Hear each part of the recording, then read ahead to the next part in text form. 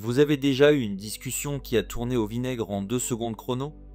Genre, vous dites un truc, l'autre le prend mal, et hop, c'est la guerre froide à la maison ou au boulot. Si oui, cette vidéo est pour vous.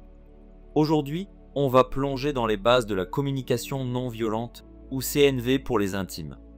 C'est une méthode tellement puissante qu'elle peut transformer vos relations avec votre partenaire, vos collègues, même vos ados qui claquent les portes. Et accrochez-vous, à la fin, vous aurez une formule en 4 étapes que vous pourrez tester dès ce soir. Alors, prêt à dire adieu aux disputes inutiles? C'est parti. Section 1.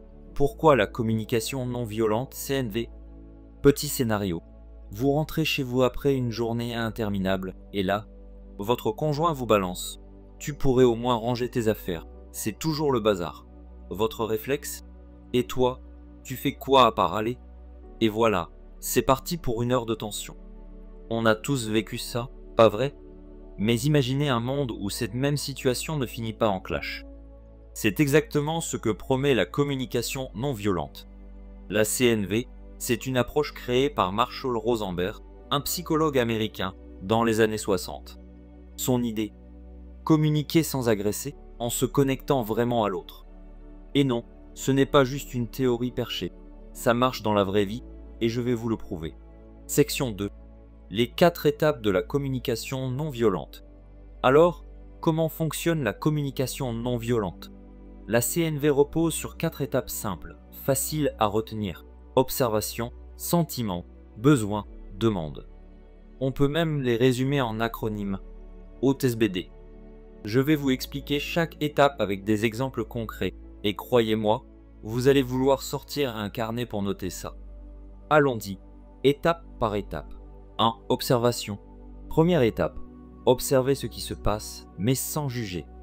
Oubliez les tu es toujours en retard ou tu ne m'écoutes jamais. À la place, décrivez juste les faits. Par exemple, j'ai remarqué que tu es rentré à 20 h alors qu'on avait dit 19 h. Pas d'accusation, pas de drame. C'est neutre, comme un reporter qui décrit une scène. 2. Sentiment. Deuxième étape, partagez ce que vous ressentez. Attention, pas de tu me saoules, parce que ça met la faute sur l'autre. Dites plutôt, je me sens déçu ou je suis inquiet. Avec la communication non violente, on parle de soi, pas de l'autre. Ça change tout. 3. Besoin. Troisième étape, exprimez le besoin derrière votre sentiment.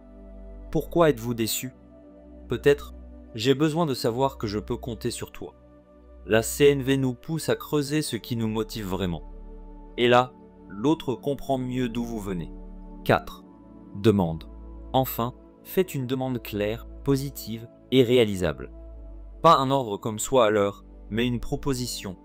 Est-ce que tu pourrais me prévenir si tu vois que tu seras en retard? C'est une invitation au dialogue. Et voilà les 4 piliers de la communication non violente. Observation, sentiment, besoin, demande. Ça a l'air simple, mais attendez de voir ce que ça donne en pratique. Vous allez être bluffé. Section 3, exemple concret. Au travail, votre collègue Alex vous interrompt tout le temps en réunion.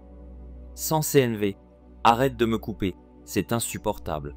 Avec la CNV, Alex, j'ai remarqué que tu parles souvent avant que j'ai fini. Ça me gêne, parce que j'ai besoin de me sentir entendu. Est-ce que tu pourrais attendre que je termine avant de répondre? Résultat, Alex s'excuse et l'ambiance s'améliore. La communication non violente, c'est comme une super pouvoir relationnel. Section 4. Les bénéfices de la communication non violente. Mais pourquoi adopter la communication non violente? Parce que ça va bien au-delà d'éviter les conflits. La CNV, c'est une façon de créer des relations plus profondes. Imaginez, vous parlez, on vous écoute vraiment et inversement.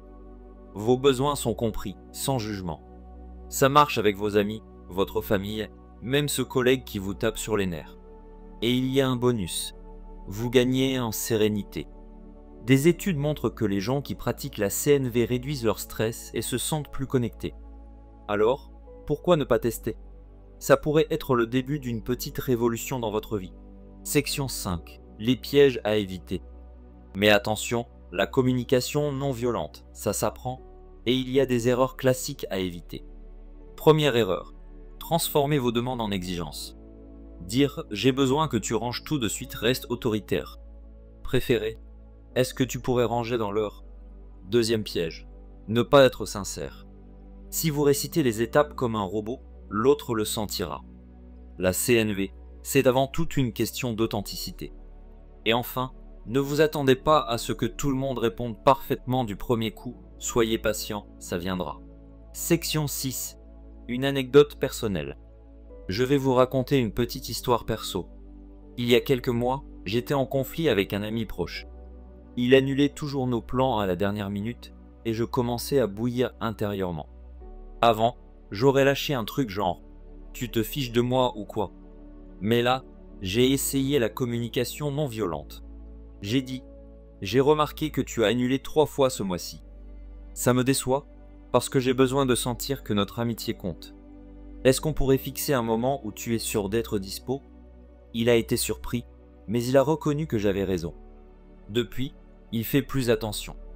La communication non violente m'a sauvé cette amitié, et ça peut marcher pour vous aussi. Et voilà, vous avez maintenant les bases de la communication non violente. Observation, sentiment, besoin, demande, 4 étapes pour changer votre façon de parler et d'écouter. Mon défi pour vous, testez la CNV aujourd'hui, que ce soit avec un proche ou un collègue, et venez me raconter en commentaire ce qui s'est passé. Si cette vidéo vous a plu, mettez un pouce bleu, abonnez-vous et activez la cloche parce que la prochaine fois, on parlera de comment utiliser la communication non violente quand l'autre refuse de coopérer. À très vite et d'ici là, parlez avec cœur.